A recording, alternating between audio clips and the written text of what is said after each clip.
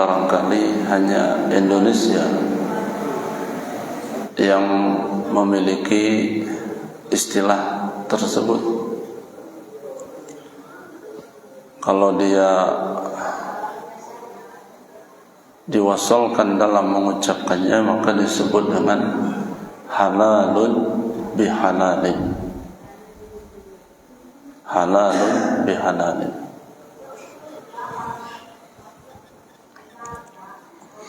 Kata halal itu sendiri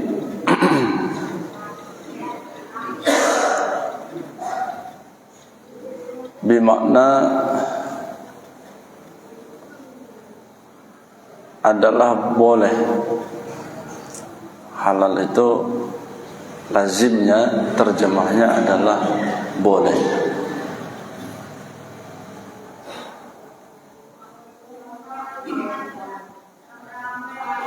Ketika halal itu ditempatkan pada definisi yang lain, maka halal itu artinya secara makna yang luas adalah memposisikan atau meletakkan sesuatu yang diperbolehkan pada tempatnya.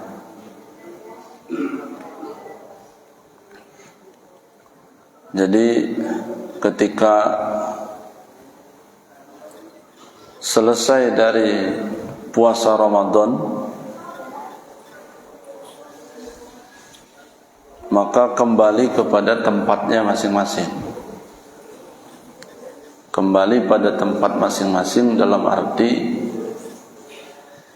yang tadinya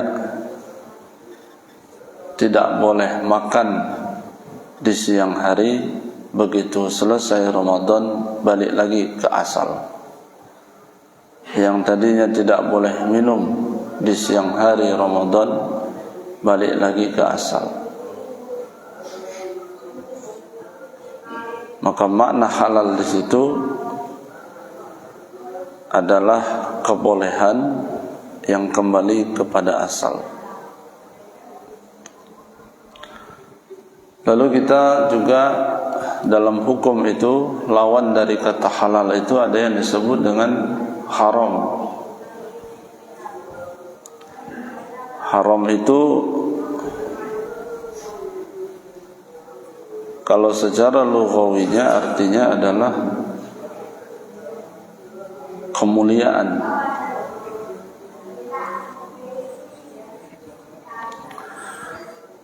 Ketika kata haram itu diletakkan pada posisi makna yang asal. Kenapa dia diletakkan atau bimakna asalnya adalah kemuliaan? Karena disebabkan seseorang itu memiliki derajat di sisi Allah, maka dia memiliki aturan-aturan yang dibuat untuk menjaga kehormatan.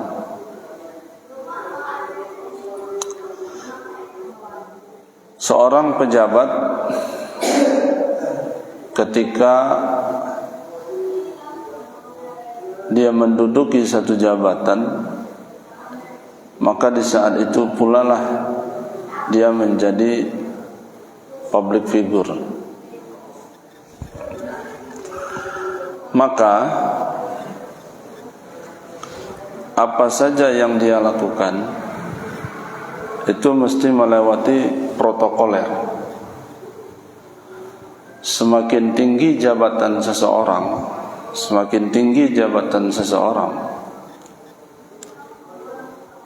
maka aturannya semakin ketat.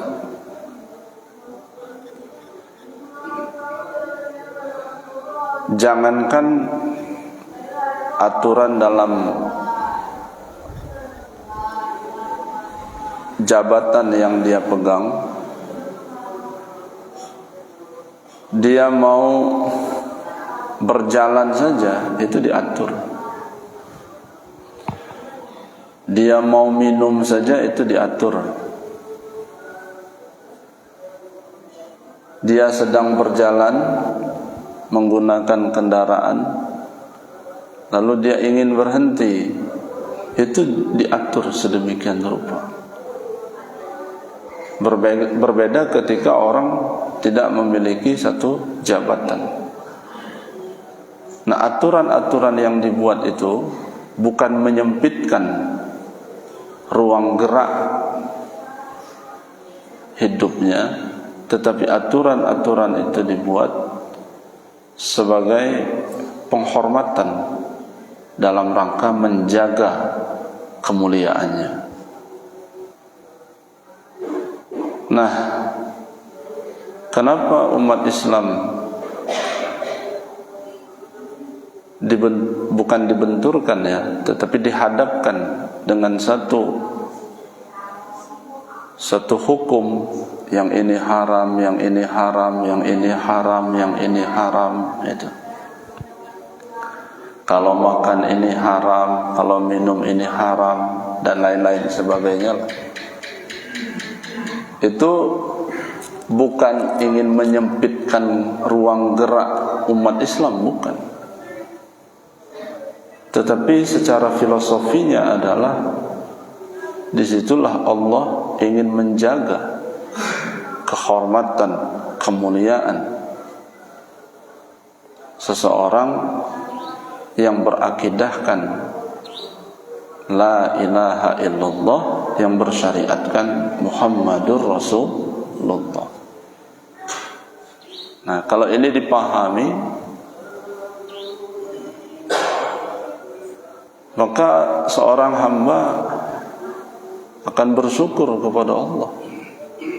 Kalau ini dipahami, seorang hamba akan bersyukur kepada Allah bahwa kehidupannya itu dijaga oleh Allah, bahwa kehidupannya diperhatikan oleh Allah. Nah, jadi lebih kurangnya begitulah. Maka aturan-aturan yang dibuat semata-mata menjaga kehormatan, kemuliaan.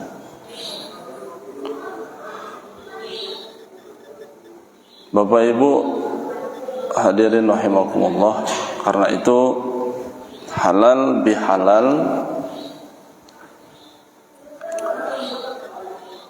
memiliki makna yang spesifik. Melakukan perbuatan yang halal yang sudah di waktu yang halal. Kalau dia makan di siang hari bulan Ramadan, walaupun makanannya halal tapi waktunya haram, maka bukan disebut halal bihalal, tapi halal biharam. Halalun biharamin, halal biharam.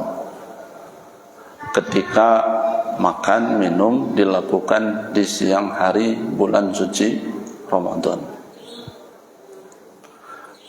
Nah, kalau maling terus makan di siang Ramadan, maka disebut haramun biharamin, haram biharam. Nah, jadi yang dilakukan pasca dari Lebaran itu adalah halal bihalal.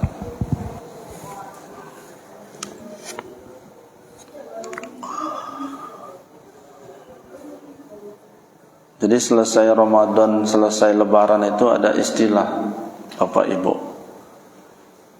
kata yang ahlinya, 10 hari setelah Lebaran itu disebut kebersamaan. 20 hari setelah Lebaran itu disebut kehangatan. 30 hari setelah lebaran itu disebut perasaan. Jadi 10 hari pertama setelah lebaran itu disebut apa? Kebersamaan. Maksud kebersamaan itu apa? Ya, ini anekdot aja. Maksud kebersamaan itu apa? Cuti bersama. Banyak yang cuti bersama. 10 hari kedua setelah lebaran itu disebut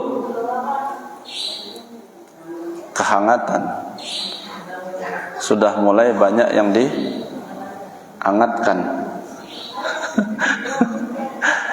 Rendang-rendang sudah mulai banyak dihangatkan. Sayur-sayur sudah mulai banyak dihangatkan. 10 hari ketiga setelah lebaran disebut perasaan. Kenapa disebut perasaan? Mohon dimaklumi kalau masih banyak jamaah yang belum hadir. Tolong dirasakan agar punya perasaan karena masih dalam suasana lebaran. Banyak yang pulang kampung maksudnya. Itu kucing-kucingan aja, betul. Baik, kita masuk kepada materi kaji. Bismillahirrahmanirrahim. Ruwiya dan riwayat akan an Rasulillah saking utusane Allah sallallahu alaihi wasallam. Kira-kira gitulah logat Jawanya. Shalla moga paring rahmat sapa Allahu Allah alaihi ing atase Rasul wa sallama lan moga paring keselamatan ing atase Rasul. Annahu satuhune Kanjeng Rasulullah sallallahu alaihi wasallam qala wis ngandika sapa Rasulullah sallallahu alaihi wasallam li Abi Zaril Al-Ghifari, kedua Abu Zar Al-Ghifari. Itu bahasa Prancisnya begitu, Pak. Apa sabda Rasulullah kepada Abu Zar Al-Ghifari? Ini yang sempat saya bacakan waktu pas kuliah subuh Ramadan di sini, tapi enggak sempat dibahas. Radhiyallahu anhu, radhiya moga tilar bendu sapa Allahu Allah anhu saking Abi Zar Al-Ghifari. Ya Abu Zarrin, wahai Abu Zar, kata Rasulullah sallallahu alaihi wasallam, jaddidis safinata, perbaharui sampanmu, perbaharui kapalmu. Fa innal bahra amikun, karena lautan itu sangat dalam. Amik, sangat dalam. Jadi itu yang pertama, perbaharui kapalmu karena lautan itu sangat dalam. Wa khuziz zada kamilan,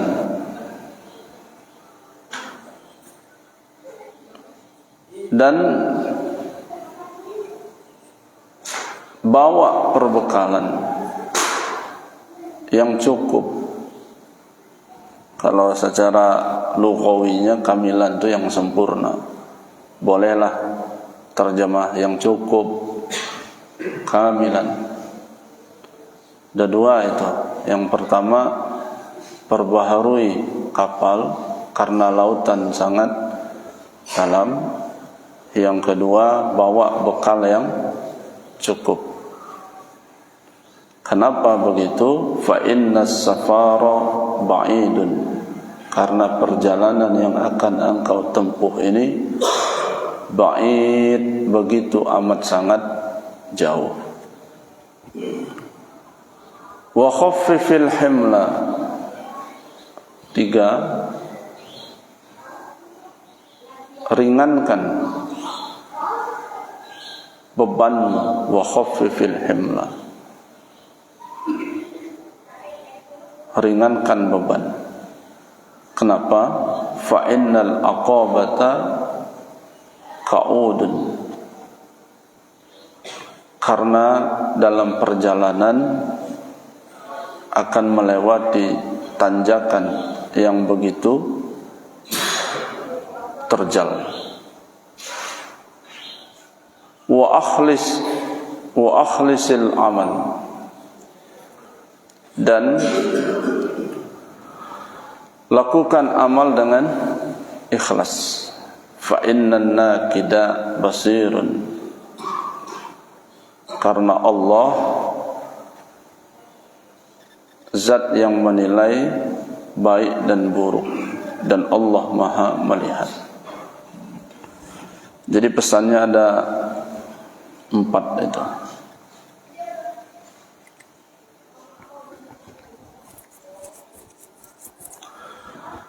Pesan yang pertama adalah perbaiki kapal. Kapal ini diibaratkan seperti apa?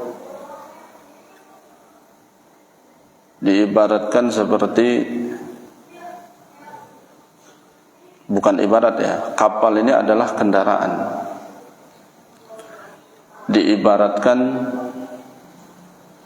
seperti amal perbuatan kita. Nah, mulai dari baca Quran, mulai dari puasa, mulai dari zakat, mulai dari zikir, mulai dari sholawat, mulai dari berjamaah, itu kalau mau dicakupkan keseluruhannya, itulah melahirkan sifat ketakwaan di hadapan Allah Subhanahu wa ta'ala. Apa makna dari perbaiki kapal? Perbaharui iman takwa kita. Selalu perbaharui iman takwa kita. Perbaharui itu apa?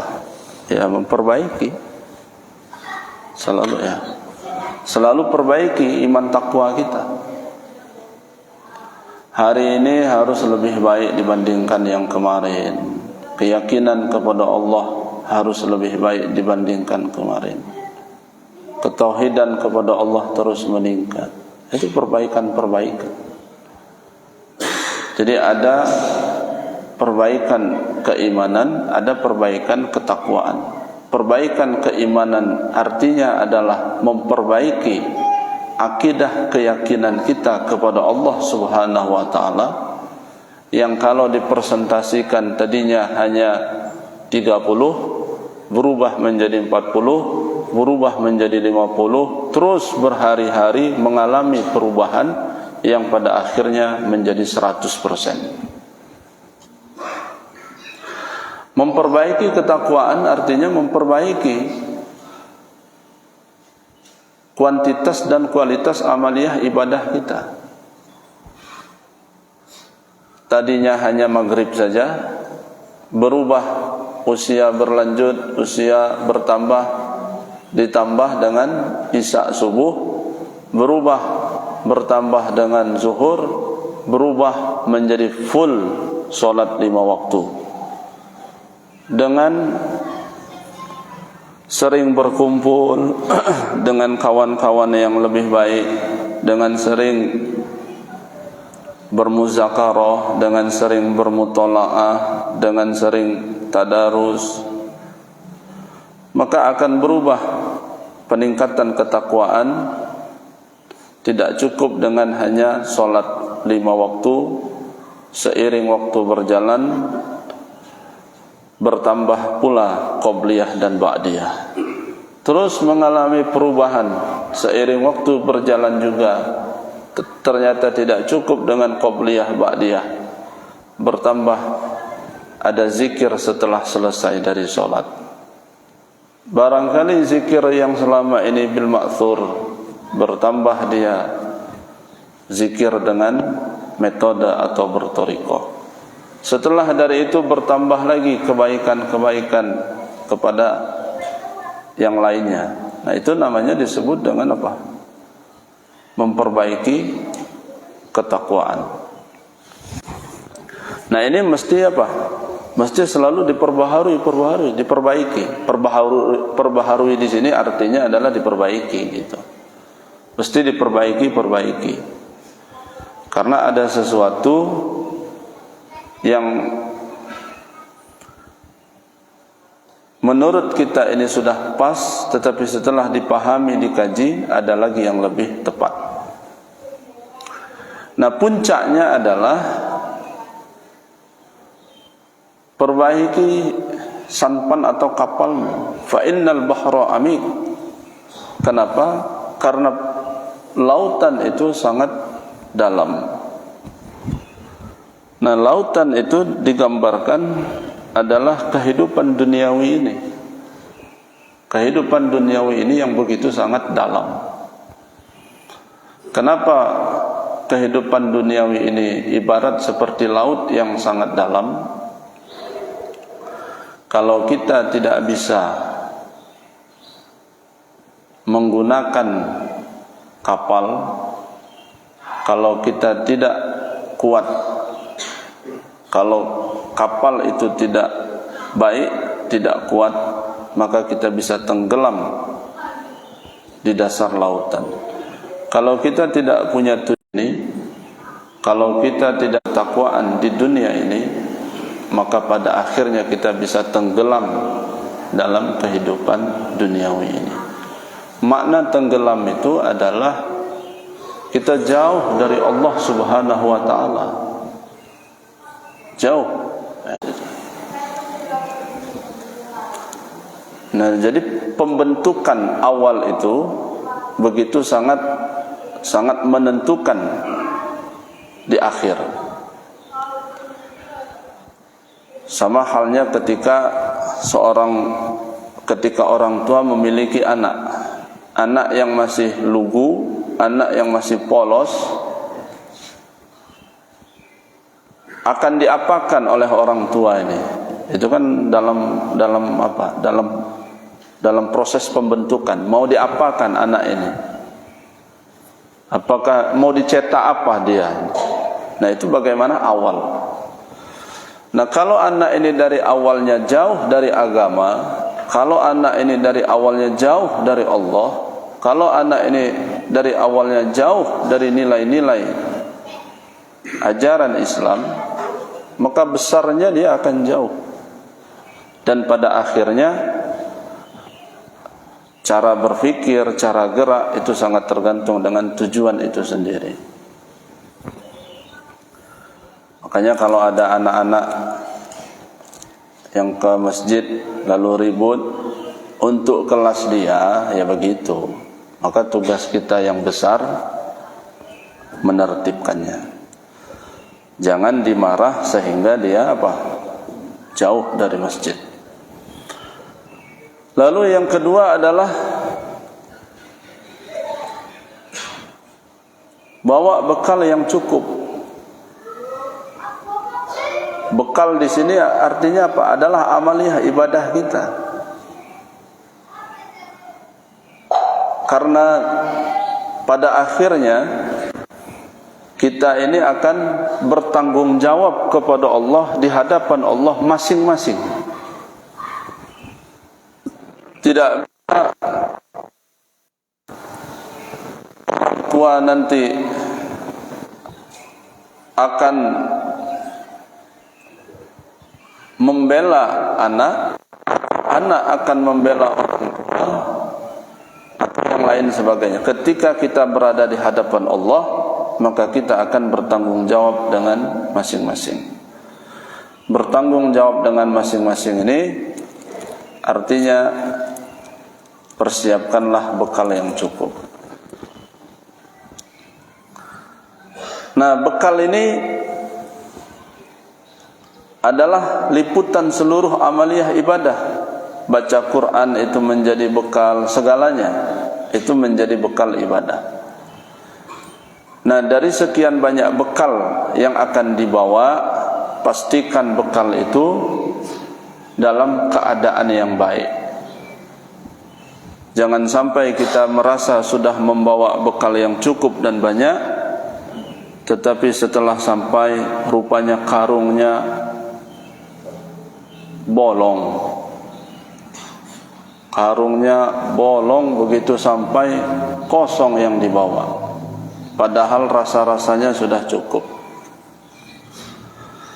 Ibadah sama sekali tidak boleh dalam keadaan riya, tetapi ibadah mesti dalam keadaan ikhlas. Lalu yang ketiga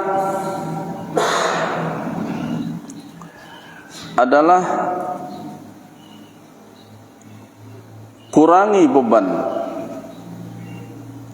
karena dalam perjalanan begitu banyak tanjakan-tanjakan.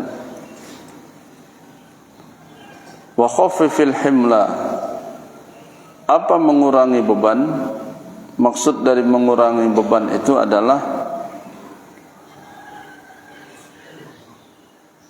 tidak lagi tenggelam dalam urusan duniawi. Tenggelam di sini artinya tidak terlena dengan urusan duniawi. Tidak terlena artinya apa? Tidak terlena itu udah nggak tahu lagi apa artinya tidak terlena lagi itu. Tapi jangan pula dengan gara-gara istilah ini akhirnya kita apa? Tidak mau lagi berurusan dengan dunia. Jadi dalam Al-Quran itu kalimatnya la tulhikum amwalukum wala auladukum an zikrillah. Yang tidak boleh itu adalah ilha. Ilha itu artinya adalah lalai. Lalai itu artinya adalah terlena. Tidak boleh kita terlena dengan duniawi. Dan yang terakhir adalah laksanakan perbuatan apapun dengan keadaan ikhlas, karena Allah Maha melihat. Innahu huwas samiul basir. Kalau dalam perjalanan Isra wal Mi'raj itu ayat terakhir di ayat yang pertama, innahu huwas samiul basir, hanya menggunakan sami' dan basir. Sami' itu artinya maha mendengar, wal basir itu artinya maha melihat. Telinga dan mata. Telinga dan mata. Nah, kenapa telinga dengan mata? Mata ini dikonotasikan kepada perbuatan zahir, perbuatan batin. Telinga itu dikonotasikan kepada perbuatan zahir. Jadi perbuatan zahir dan batin kita ini benar-benar itu diperhatikan oleh Allah Subhanahu wa ta'ala. Jadi Bapak Ibu yang dimuliakan Allah Subhanahu wa ta'ala, ada 4 ini yang harus kita perbaiki. Yang pertama adalah kapal. Kapal itu adalah kendaraan. Kendaraan itu adalah ketakwaan, keimanan. Ini yang mesti apa? Diperbaiki. Yang kedua, siapkan bekal yang cukup. Bekal yang cukup itu adalah seluruh aktivitas amaliyah kehidupan kita sehari-hari, baik itu disebut dengan ibadah mahdhah maupun ibadah ghairul mahdhah, itu akan menjadi bekal kita. Lalu yang ketiga, kurangi beban. Jangan overload kendaraan. Kalau sudah bebannya banyak, ya terguling itulah dia. Apa beban di sini? Beban di sini tidak boleh kita banyak macam-macam tujuan. Tujuan kita hanya satu. Apa tujuan yang satu itu? Semata-mata mengharapkan ridha Allah Subhanahu wa ta'ala. Jangan banyak tujuan, pengen ini, pengen ini, pengen ini, pengen ini, pengen ini. menginginkan boleh, tetapi bukan tujuan. Memiliki harta boleh, tapi harta bukan tujuan. Menduduki jabatan boleh, tapi jabatan bukan tujuan. Itu maksudnya. Sebab kalau itu sudah menjadi tujuan, itu akan terbebani itu nanti.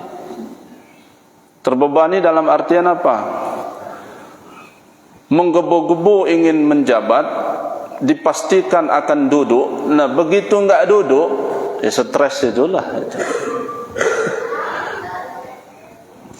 Enggak tahu rumah sakit jiwa itu kan ada masa-masanya penuh itu kan. Rumah sakit jiwa itu kan ada masa-masanya penuh itu. Kenapa ada masa-masanya penuh? Yaitu banyak angan-angan, banyak cita-cita yang enggak tercapai. Nah, bagaimana meringankannya? Ya satu sajalah tujuan itu. Itulah yang disebut gambaran tauhid itu. Tujuan itu hanya kepada Allah itu. Adapun yang lain-lain itu jadikan alat untuk mencapai tujuan. Lalu yang keempat, berbuatlah dengan ikhlas. Yakin orang yang berbuat ikhlas itu mereka yang akan dimasukkan kepada golongan mukhlasin. Orang yang mukhlasin itu adalah mereka minal anbiya'i wal mursalin wasyuhada'i was sholihin wal ulama'il amilin. Jadi ikhlas itu kalau sudah sampai kepada puncak ikhlas, itulah yang sudah masuk kepada ranah mardiyah. Mardiyah itu artinya orang yang sudah diridhoi oleh Allah. Bocoran sedikit, orang yang mardiyah, ini bocoran sedikit, mereka yang sudah sampai makomnya innama amruhu idza arada syai'an kun fayakun. Mardiyah itu masuknya kepada ayat itu. Mardiyah. Ada enggak orang tua itu mendidik keras anaknya untuk puasa? Ada, mungkin ada. Tapi begitu sudah full 30 hari anak itu sudah lulus, ayo nak kita ke pasar. Mau mainan apa kamu? Pilih. Nah, pilih. Innama amruhu idza arada syai'an lahu kun fayakun. Pilih. Tapi sebelum kata pilih itu keluar, ya betul-betul harus berjuang dulu 30 hari itu, jangan jebol itu. Dah titik. Mudah-mudahan saya ini enggak paham. Karena banyak dia paham dan tidak paham. Makin tidak paham kan makin seru sebetulnya. Sebelum ditutup, kalau ada yang mau bertanya satu atau dua, disilahkan.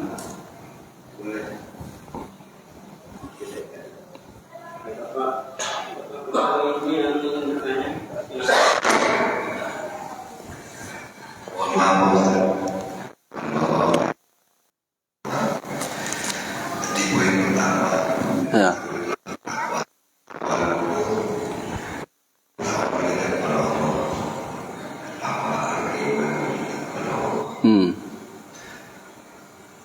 Yang poin keempat adalah ikhlas. Saya pertama kita kepada Allah, gimana kepada Allah yang tadi disebut oleh Pak Ustaz, harus tahu pada Allah itu sendiri, harus mengenal Allah itu sendiri, Ya. dan jangan jauh dari Allah. Nah, ini hal yang mudah diucapkan, tapi mungkin sulit untuk dilakukan atau diketahui oleh kita sendiri. Yang keempat tadi masalah ikhlas. Ikhlas ini kan udah ucapkan, tapi ghaib ya, yang tahu hanya kita pada Allah. Nah, ciri-ciri orang yang ikhlas itu seperti apa? Bisa kelihatan tidak di dalam keseharian. Dan dari dua pertanyaan itu Ya.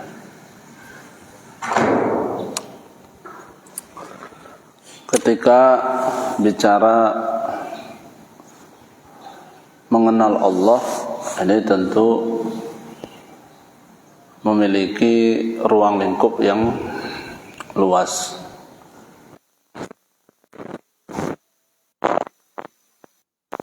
Kita ini yakin itu.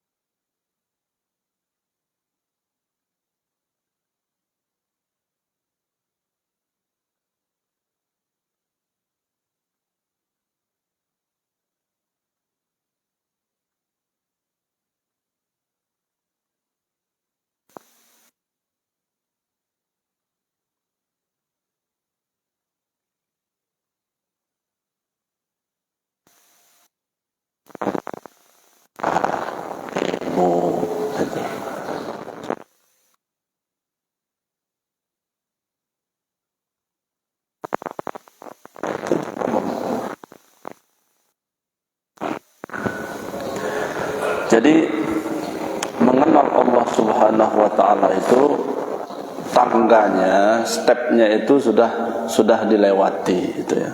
Sudah dilewati, prosesnya sudah dilewati. Tapi baru proses awal. Nah, mana bukti bahwa itu sudah dilewati? Buktinya kita yakin dengan syahadat. Buktinya kita bersyahadat.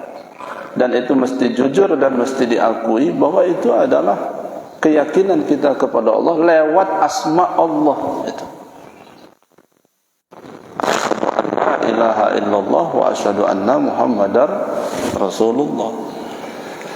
Tetapi ada lagi pemahaman yang lebih jauh lagi meningkat dari itu adalah mengenal sifat Allah.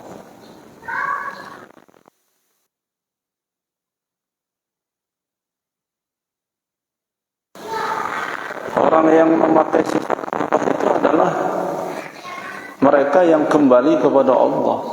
Mereka yang kembali kepada Allah itu bisa dilihat ketika Idul Fitri.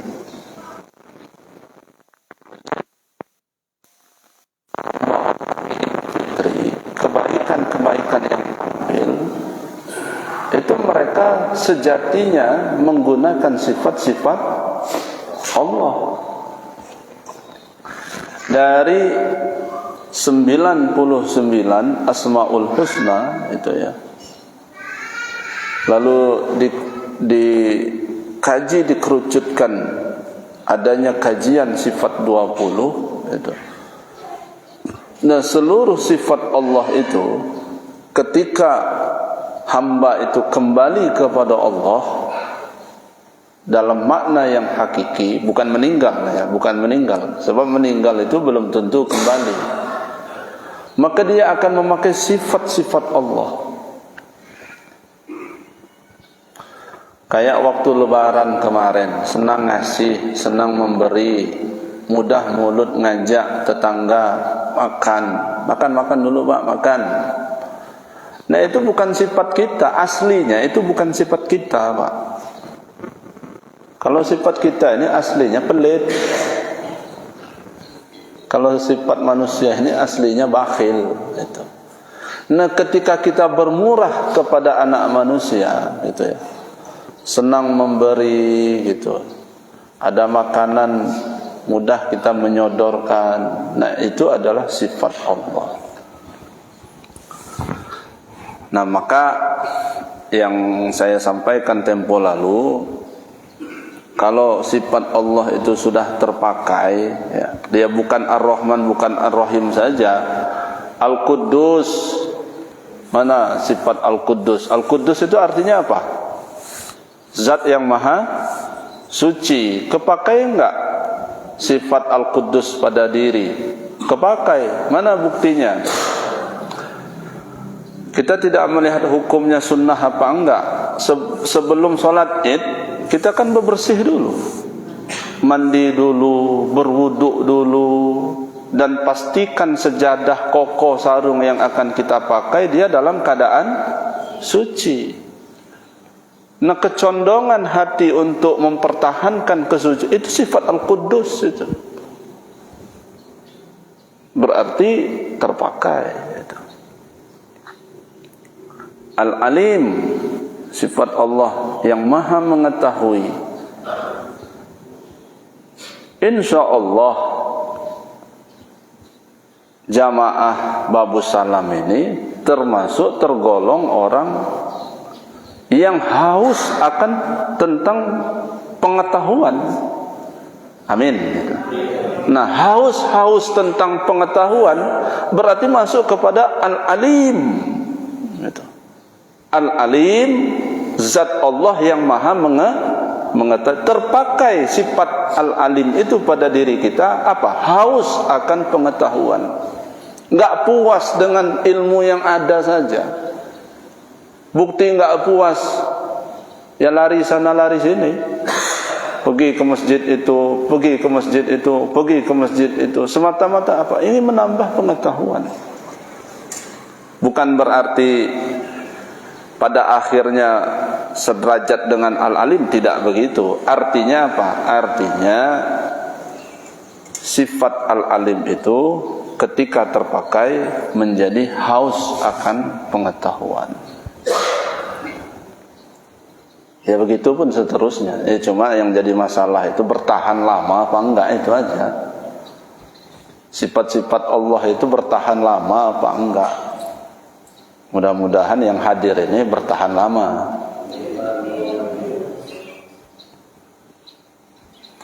Nah, ada yang bertahan lamanya sampai 20 Syawal.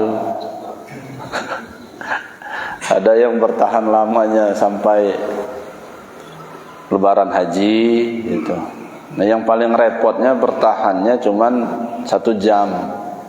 Selesai sholat id balik lagi ke asar. Mohon maaf lahir batin ya Pak. Iya, lahir batin. Tapi ingat utang kemarin. Awas kalau enggak bayar.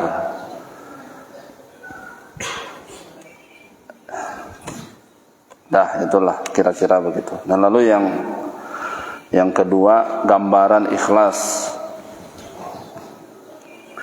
Apakah bisa dilihat ciri-ciri orang yang ikhlas itu? Bisa. Ciri-ciri orang yang ikhlas itu bisa dilihat. Kalau bahasa sederhananya, ikhlas itu tanpa pamrih, itulah. Kok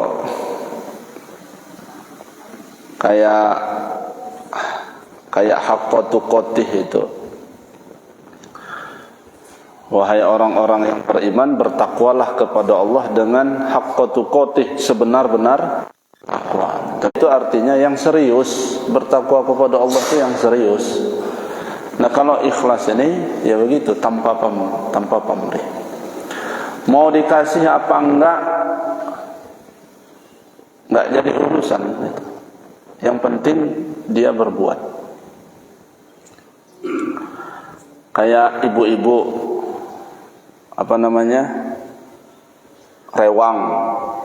rewang.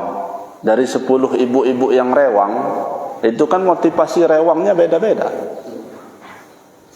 Ada yang belum keluar dari pagar itu, dia sudah ada ini cita-cita. Pokoknya pulang nanti mesti bawa. Nah, ada pula yang begitu. Maka dibuktikan kantong harus disiapkan. Nah, tetapi juga ya semata-mata hanya ngebantu saja. Mau dikasih apa enggak nanti terserah lah itu. Yang penting bantu. Nah, kalau kita bagaimana cara melihatnya? Dua, dilihat dari pandangan zahir, yang kedua dilihat dari pandangan batin. Nampak betul pada pandangan zahir ini pada wajah.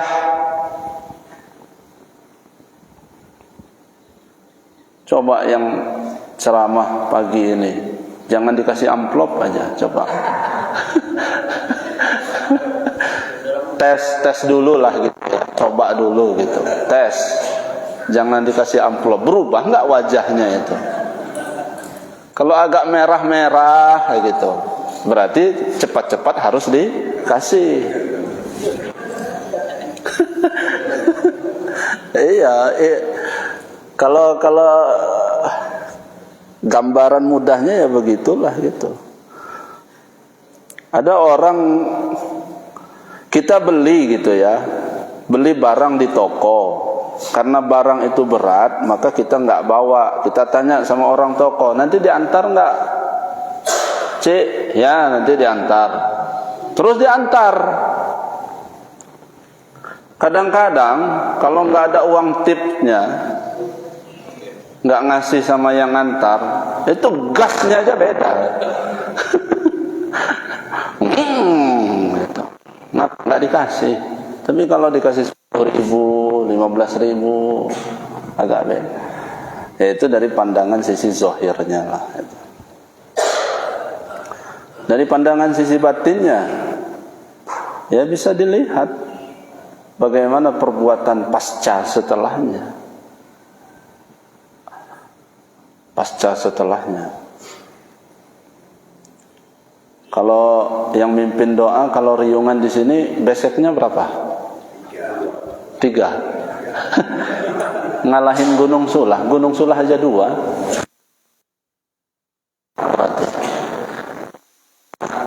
Lalu tiba-tiba nggak besek. Undang besok riungan. Datang nggak kira-kira? Datanglah.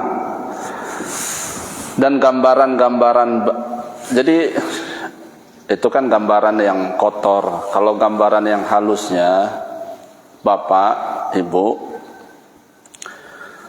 meningkat ibadahnya ya, meningkat kebaikannya, itu kalau ketemu sama orang yang nggak dikenal sama sekalipun, itu ada rasa, pasti ada rasa. Kecocokan nggak cocok itu ada rasa itu.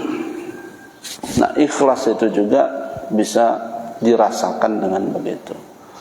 Memang nggak kelihatan sih ikhlas apa enggak, tapi kan bisa dirasakan itu. Orang itu ikhlas. Dah, itulah titik, begitulah lebih kurangnya. Cukup ya? Ala hadiniyah wal hajjah al-fatihah. Bismillahirrahmanirrahim.